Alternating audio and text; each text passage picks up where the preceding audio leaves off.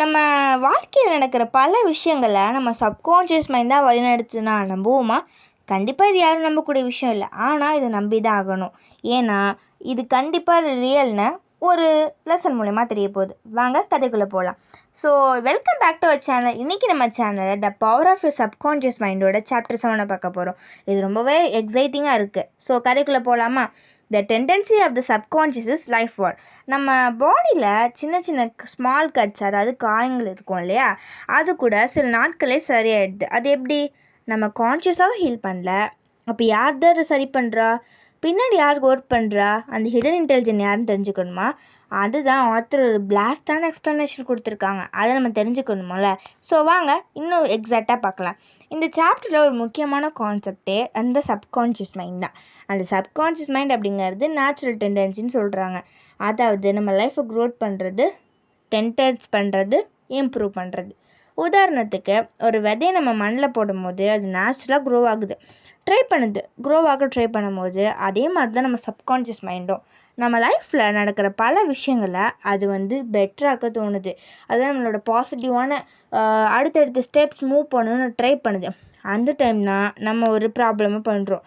அதுக்குள்ளே நெகட்டிவ் தாட்ஸை நம்ம அப்ளை பண்ணுறோம். அதனால கொஞ்சமாக டவுன் ஆகிடுது. கொஞ்சமாக டவுன் ஆகணும்னாக்க நம்மளும் ஃபேஸ் பண்ண முடியாமல் இருக்கோம். இது ஏன் நடக்குதுன்னு இப்போ புரிஞ்சுக்கிட்டிங்களா? ஏன் நம்ம வாழ்க்கையில் அடுத்த ஸ்டெப்பை மூவ் பண்ண முடியலன்னா இதுதான் நம்மளோட காரணம்னு சொல்கிறாங்க. அதனால ஆத்தர் என்ன சொல்கிறாங்கன்னா, உங்கள் மைண்டுக்கு நல்லதுன்னு தோன்றதை அந்த பாசிட்டிவான தாட்ஸை மட்டும் சொல்லுங்கன்னு சொல்கிறாங்க. மார்னிங் இல்லை நைட் காமாக இருக்கும் போது my body is healthy, my mind is peaceful, I am becoming a better everyday அப்படின்னு சொல்லுங்கள். ஸோ இப்படி சொல்லும் போது இது ஒன்றும் அஃப்ரேஷனேஷனுக்கு மட்டும் கிடையாது. இது ரிப்பீட்டட் தாட்ஸ் சப்கான்ஷியஸ் மைண்டுக்கு மெசேஜ் அனுப்புகிற மாதிரி. இப்போ நம்ம அஃபர்மேஷன் சொல்கிறதோட இது மட்டும் தான் சொல்லணும்னு கிடையாது. இதே நம்ம அஃபர்மேஷனாக வேறு எதுவும் சொல்லலாம். இப்போ I can improve, I can study well, இது மாதிரிலாம் சொல்லும் போது கூட நம்மளோட சப்கான்ஷியஸ் மைண்ட் அதை அக்செப்ட் பண்ணி கண்டிப்பாக ஏற்றுக்கும். இது நம்ம எல்லாருக்கும் தெரியும். நம்ம சப்கான்ஷியஸ் மைண்ட் பாசிட்டிவ் தாட்ஸை மட்டும் அக்செப்ட் பண்ணவும் கிடையாது, அது நெகட்டிவ் தாட்ஸுமே அக்செப்ட் பண்ணிக்கும். ஸோ அதனால தான் இதில் இருக்க ப்ராப்ளமே. ஸோ ஆத்தர் இன்னொரு பாயிண்ட் சொல்கிறாங்க. என்ன தெரியுமா? ஃபியர் அண்ட் பாடி என்பதை சப்கான்ஷியஸ் மைண்டுக்கு பிளாக் பண்ணுற மாதிரி. ட்ரஸ்ட் அண்ட் ஃபெய்த் அது அப்படிங்கிறது ஓப்பன் மைண்ட். இதை புரிகிற மாதிரி உங்களுக்கு நான் சொல்கிறேன். ஃபியர் அப்படிங்கிறது நம்மளோட பயம், அதுதான் நம்மளோட முதல் எதிரி. அதை நம்ம ஞாபகம் வச்சுக்கணும். அதை நம்ம சப்கான்ஷியஸ் மைண்டை பிளாக் பண்ணுது. அதாவது நம்மளை எங்கேயாவது போய் கொண்டு விடுற இருட்டான பிளேஸில் யாருமே இருக்க மாட்டாங்க. அந்த இருட்டான பிளேஸ் நம்மளை விடும் போது கண்டிப்பாக நம்மளுக்கு பயம் அப்படிங்கிறது வரும் இல்லையா? அதே மாதிரி தான் நம்ம சப்கான்ஷியஸ் மைண்ட் அப்படிங்கிறது ஒரு மாதிரி பயந்து போயிடுது. ஸோ அதனால தான் நம்ம இக்கட்டான சுச்சுவேஷனில் இருக்கும் போது கூட நம்மளால் ஃபேஸ் பண்ண முடியாமல் போகுது. அதனால தான் நம்ம எப்போவுமே பயப்படக்கூடாதுன்னு சொல்கிறாங்க. பாதி பர்சன்ட் எப்படி இருப்பாங்கன்னா பயத்தோடு இருப்பாங்க, பாதி பர்சன்ட் ரொம்ப தைரியமாக இருப்பாங்க. ஸோ நம்ம பயமாக இருக்கிற அந்த பர்சன்ஸ் எல்லாருமே இதை கண்டிப்பாக தெரிஞ்சுக்கணும். ஸோ பிளாக் பண்ணுறது அப்படின்னா என்ன, அதையும் பார்க்கலாம்.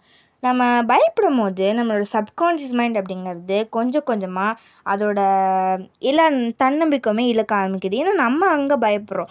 அப்போ நம்ம நெகட்டிவ் தாட்ஸை அப்ளை பண்ணுறோம். ஐயோ இப்போ எங்கேயோ ஏதோ ஆக போகுது அப்படின்னு நம்ம நினைக்கும் போது அது நம்ம சப்கான்ஷியஸ் மைண்டுக்கு போகுது. ஸோ அதனால் நம்மளால் இது எதுவுமே பண்ண முடியாது, டீல் பண்ண முடியாது. நம்ம சப்கான்ஷியஸ் மைண்ட் முடிவு பண்ணி அதை பிளாக் பண்ணுது. அதாவது நம்ம அதுலேருந்து அந்த சுச்சுவேஷனில் நம்மளால் எதுவுமே பேச முடியாத மாதிரி வருது.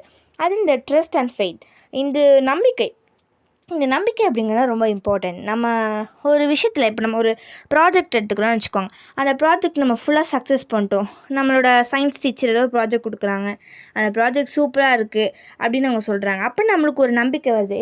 நம்ம சூப்பராக செய்கிறோம், நம்ம ஏதாவது இன்னும் கொஞ்சம் பெட்டராக பண்ணணும் அப்படின்னு நம்ம நினைக்கிறது. அது எப்படின்னா நம்ம சப்கான்ஷியஸ் மைண்டுக்கு அது ஒரு என்கரேஜ் மாதிரி இருக்குது.